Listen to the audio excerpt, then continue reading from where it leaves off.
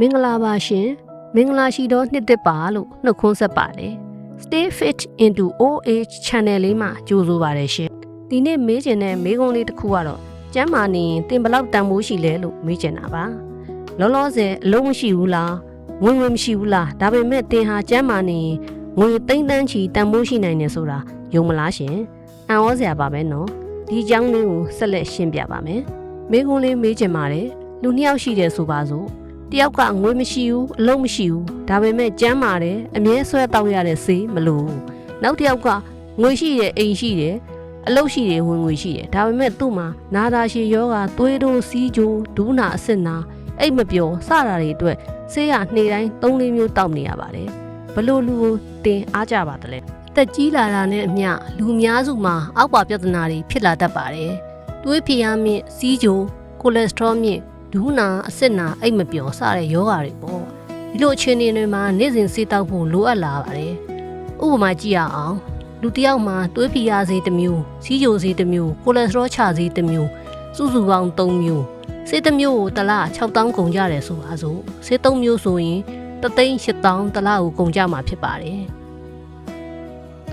တစ်နှစ်ဆိုရင်23,600ကျော်ကုန်ကြမှာဖြစ်ပါတယ်10နှစ်ဆိုရင်တော့300ကျော်ပေါ့ဒါဆေးဘိုးပဲပါဆရာဝန်တွေစမ်းတက်ခတွေဆေးရုံဘိုးတွေမပါသေးပါဘူးဆေးရှားဝယ်ရတဲ့ဒုက္ခဆေးတက်လာလို့စိတ်ညစ်ရတဲ့ဒုက္ခတွေလည်းမပါသေးပါဘူးနော်အခြားအခြေအနေတစ်ခုကိုစဉ်းစားကြည့်အောင်ပါ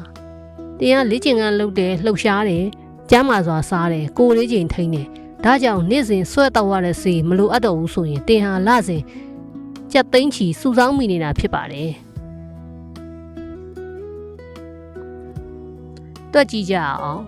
ဒါဆိုတင့်ရဲ့ကျမ်းမာရေးဟာအနည်းဆုံး300ချီတန်ဖိုးရှိတာပေါ့အချို့လူတွေမှာဒီထက်တောင်ပိုပြီးဖြစ်နိုင်ပါတယ်ဒါပေမဲ့ကျမ်းမာရေးဟာငွေတင်မဟုတ်ပါဘူး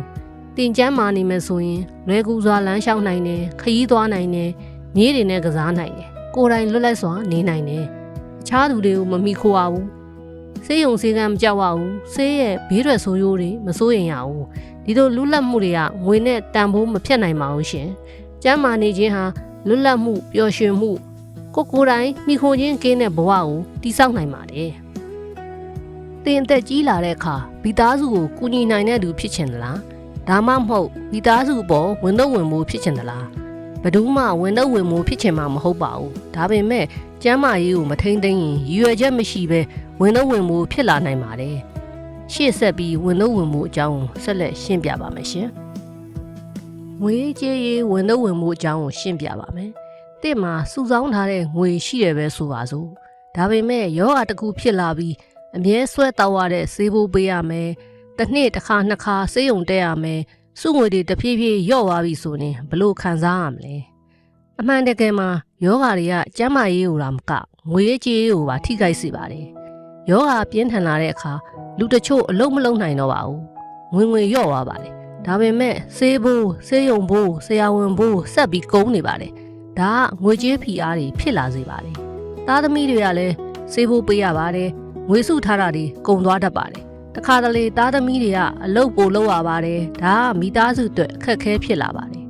လူနာတွေကိုကြောင့်မိသားစုပင်ပန်းတယ်လို့ခံစားရတဲ့အခါစိတ်ဖိအားတွေလည်းဖြစ်လာရပါတယ်မိသားစုဝင်တွေကလည်းအမြဲစိုးရိမ်နေရပါတယ်တစ်ပတ်တစ်ခါဒါမှမဟုတ်တစ်လတစ်ခါဆေးရုံကိုအမြဲသွားနေရမယ်ဆိုရင်ဘယ်လိုခံစားရမလဲမိသားစုကအလုပ်ကနေအချိန်ယူရမယ်ကားငှားရမယ်စောင့်ဆိုင်းရမယ်ဒါကလည်းလူတစ်ယောက်တည်းမဟုတ်ပါဘူးမိသားစုဝင်တွေအားလုံးအတွက်ဝင်တော့ဝင်မှုဖြစ်လာပါတယ်ဆေးရုံသွားလာရတဲ့ဒုက္ခအကြောင်းကိုဆက်လက်ရှင်းပြပါယောဂရှိတဲ့အခါဆေးရုံဆေးကန်းကိုအမြဲသွားနေရပါတယ်မနေ့စောစောထားရတယ်ကားရှာရတယ်ဆေးရုံဆေးကန်းကိုသွားရတယ်နားနေတဲ့အချိန်မှာလမ်းလျှောက်ရတာခက်ခဲတယ်ဆေးရုံဆေးကန်းမှာစောင့်ဆိုင်းရတာလဲနိုင်ပေါင်းများစွာဖြစ်တယ်ဒါဟာလူနာအတွက်အလွန်ကိုပင်ပန်းပါတယ်ဆေးရုံသွားရင်လည်းတယောက်တည်းလည်းမသွားနိုင်ဘူးသားသမီးတွေအကူတွေကလိုက်ပို့ရတယ်အလုပ်ကနေခွင့်ယူရတယ်အချိန်ကုန်တတ်တယ်တခါတလေတနေ့ကုန်းကောင်ကုန်သွားတတ်ပါတယ်ဒီကိစ္စကမိသားစုအကုန်လုံးအတွက်အခက်အခဲဖြစ်ပါတယ်ဆေးရုံသွားရင်ဆေးဘိုးစမ်းတက်ခကားကအစားအသောက်အကုန်လုံးငွေကုန်ပါတယ်တလတစ်ခါသွားရင်တော့မှတစ်နှစ်မှာငွေအများကြီးကုန်ပါတယ်မိသားစုအတွက်ငွေကြေးအရာဝင်တော့ဝင်ဖို့ဖြစ်လာပါတယ် မိသားစုဝင်တွေစိတ်ပင်ပန်းပါတယ်အမြဲစိုးရိမ်ပါတယ်ကျန်းမာရေးအတွက်လည်းစိုးရိမ်ပူပန်ပြီးငွေကြေးဝင်တော့ဝင်ဖို့ပါထပ်ဆင့်ပြနေတဲ့အတွက်ကြောင့်တမိသားစုလုံးဟာစိတ်ပိုင်းဆိုင်ရာပြဿနာတွေဖြစ်လာရပါတယ်ဆေးရုံကဆေးအနှံ့အောင်ရှူရမှကြောက်တဲ့ကြောက်လန့်မှုအထိဖြစ်လာပါတယ်နောက်တစ်ခုဥပမာပေးချင်တာကလေဖြတ်တဲ့လူနာနဲ့ဥပမာပေးချင်ပါတယ်လေဖြတ်ပြီးလမ်းမလျှောက်နိုင်တော့ရင်စကားမပြောနိုင်တော့ရင်ကိုယ်တိုင်မစားမတောက်နိုင်တော့ရင်ဘယ်လိုများဖြစ်ပါမလဲ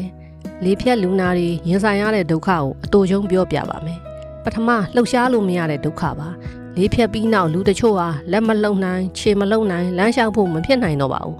တယောက်တည်းထမင်းတောင်မစားနိုင်တော့ဘူးဒါကအလွန်ခက်ခဲပါတယ်ဒုတိယမိသားစုပေါ်ဝင်တော့ဝင်မှုဖြစ်စေတာပါလေဖြတ်လူနာကိုမိသားစုတွေကကူညီပေးရတယ်ရေချိုးပေးရတယ်